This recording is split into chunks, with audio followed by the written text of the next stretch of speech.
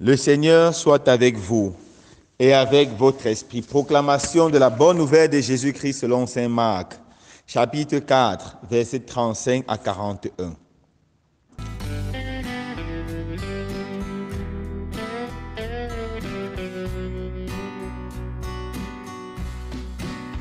Ce jour-là, le soir venu, Jésus dit à ses disciples, « Passons sur l'autre rive. » Quittant la foule, ils emmenaient Jésus, comme il était dans la barque, et d'autres barques l'accompagnaient.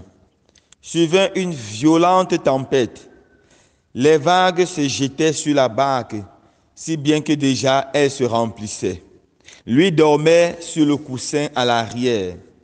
Les disciples le réveillèrent et lui disent, « Maître, nous sommes perdus, cela ne te fait rien ?» Réveillé, il menaça le vent et dit à la mer, « Silence, tais-toi. » Le vent tomba et se fit un grand calme. Jésus leur dit, « Pourquoi êtes-vous si craintifs? N'avez-vous pas encore la foi? » Saisis d'une grande crainte, ils se disaient entre eux, « Qui est donc celui-ci pour que même le vent et la mer lui obéissent? » Acclamons la parole de Dieu. Louange à toi, Seigneur Jésus.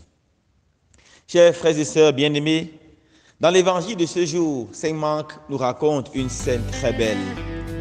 Jésus est sur la barque. Après avoir utilisé la barque comme pupille pour prêcher l'évangile, Jésus est sur la barque et va avec ses disciples. Subitement, une grande tempête éclate. La barque secoue, les vents sont violents et les disciples paniquent. Les disciples commencent à avoir peur. Jésus est là dans la barque paisiblement et il dort. Alors, première chose, frères et sœurs bien-aimés, comment comprendre le sommeil de Jésus devant une telle situation? C'est vrai, Jésus était fatigué après une longue journée de travail, de prédication sans arrêt. Mais ce qui justifie le sommeil de Jésus au cœur de cette tempête, c'est avant tout son calme intérieur, sa confiance totale en son Père, son abandon à l'amour de Dieu le Père. Frères et sœurs bien-aimés, qu'est-ce qui nous fait perdre le sommeil? Pourquoi est-ce qu'on arrive à dormir paisiblement?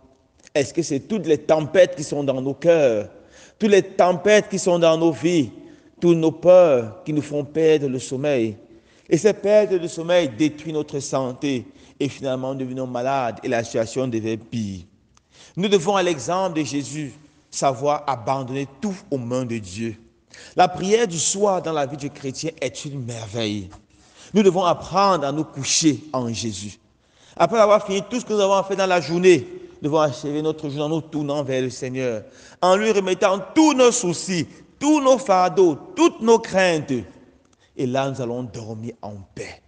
Nous allons dormir dans le calme, dans la quiétude, car Jésus est à nos côtés. Cette conviction que Jésus, la conviction que Jésus avait, c'est que son Père était à ses côtés. C'est pour cela qu'il ne craint aucun mal. Nous devons avoir la même conviction quand nous dormons. Jésus est à nos côtés. Jésus est à nos côtés. Nous devons craindre aucun mal. Alors, de cet évangile, nous pouvons retenir trois petites choses très belles. Première chose, la barque que Jésus a utilisée ne peut pas périr. Pourquoi? Parce qu'elle a servi le Seigneur. C'est cette barque qui se tenait pour prêcher la bonne nouvelle à la foule. Jésus est un Dieu fidèle. Il ne peut jamais abandonner un homme qui le sert. Jésus ne peut jamais abandonner une personne qui se dévoue pour lui, une personne qui accepte de souffrir pour lui. Jésus avait d'abord dit aux apôtres, « Vous qui avez tout quitté pour me suivre, je vous promets 100 fois plus de bénédictions et de grâces dans ce monde et dans le monde à venir, la vie éternelle. » Frères et sœurs bien-aimés, n'ayons pas peur de servir le Seigneur. Le Seigneur est fidèle. Il saura comment nous servir au moment opportun. Il saura comment calmer la tempête ou les tempêtes qui surviendront dans notre vie. Mettons notre vie, mettons notre corps, mettons nos moyens financiers, mettons tout ce que nous avons au service de l'Évangile. Et je vous garantis que le Seigneur ne nous lâchera pas. Le Seigneur disait à un saint, « Occupe-toi de mes affaires et moi, je m'occuperai des tiennes. » Deuxième chose qu'on retient de cet évangile, Jésus a le pouvoir de calmer toutes les tempêtes de notre vie. Peu importe la brutalité de la tempête, peu importe la violence de la tempête, Jésus a le pouvoir de la camper. Jésus a le pouvoir de la calmer. Et il y a beaucoup de tempêtes qui peuvent suivre dans notre vie. Les problèmes que nous rencontrons au quotidien.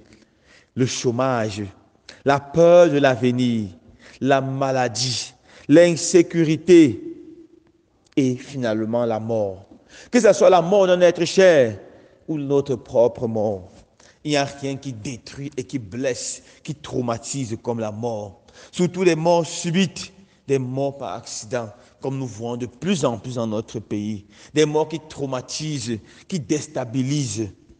Jésus a le pouvoir de calmer ces tempêtes. Et comment Jésus calme les tempêtes?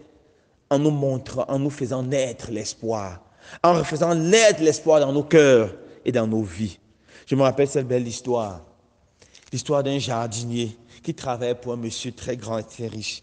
Alors dans son jardin, il y avait beaucoup de fleurs, mais il y avait spécialement une fleur tellement belle, tellement belle.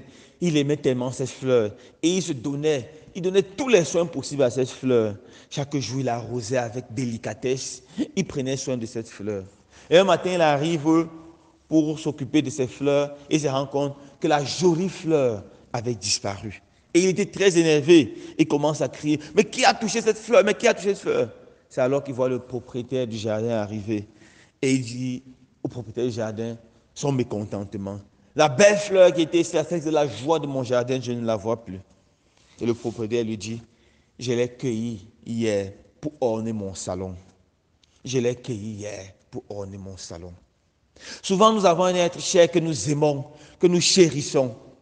Mais à un moment, le Seigneur a besoin de cette personne au paradis pour orner le ciel. Et le Seigneur prend cette personne. Quand nous comprenons cela, frères et sœurs bien-aimés, la douleur de la mort devient différente. Nous pouvons la porter dans la joie de l'espérance en sachant que la personne qui nous quitte est en train d'orner le ciel du Seigneur. Et qu'un jour, nous allons la revoir dans le paradis. Que la mort n'est pas une fin.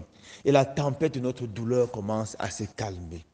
La dernière chose que nous pouvons retenir de cet évangile qui est belle, c'est que au cœur de cette souffrance, les apôtres crient vers Jésus. Ils commencent à crier vers Jésus avec intensité. C'est ça la prière. La prière, ce n'est pas rester un ensemble de formules préétablies. Non, ce n'est pas d'abord cela.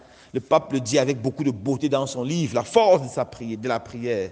La prière, c'est dialoguer avec Dieu. C'est parler avec Dieu. C'est interpeller Dieu. C'est même gronder Dieu. C'est même crier vers Dieu. Dans la souffrance, dans la difficulté, souvent lorsqu'on fait face à la mort, on se tourne vers Dieu dans une prière fervente. On crie vers Dieu et Dieu nous écoute. Donc, la bonne chose, ce qui est bien avec la prière, c'est que la prière, ce qui est la bonne chose avec la souffrance, avec le trouble dans nos vies, c'est qu'elle nous ouvre à la prière. Elle nous fait prier avec ferveur. Elle nous fait quitter des prières, des formules préétablies, à prier avec notre cœur. Je conclue en racontant cette histoire d'un groupe de moines qui étaient sur une barque comme Jésus traversait la barque. Une tempête terrible éclate et ils commencent à prier. Pendant que la tempête éclatait, ils prennent leur bréviaire, ils se mettent à prier. Ils étaient en train de chanter et de prier les psaumes. Et la tempête devient de plus en plus dangereuse. Et lorsque la barque commence à chavirer, voilà que le prieur, le chef des moines, dit, mes amis, maintenant jetez vos bréviaires et prions avec ferveur. Alors ils ont jeté leurs bréviaires, ils ont commencé à prier en criant vers le Seigneur. Et la tempête s'est calmée. Ce n'est pas qu'ils ne priaient pas avant, bien entendu, mais c'est que l'intensité de leur prière, c'est que leur prière n'avait pas atteint cette grande intensité pour leur sauver. La souffrance fait souvent naître dans notre cœur, naître en nous une foi extraordinaire. C'est pour ça que la souffrance est souvent dans notre vie une grâce et une bénédiction. Demandons au Seigneur de nous donner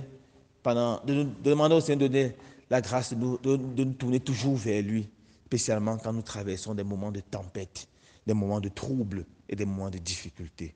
Loué soit Jésus-Christ.